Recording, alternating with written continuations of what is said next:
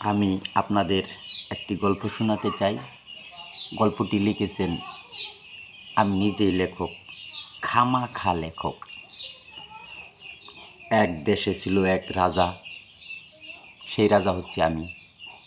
আমার কথা কেউ শুনে না। প্রজা হচ্ছে গুইসাপ, দিচ্ছে বিচার প্রতিদিন।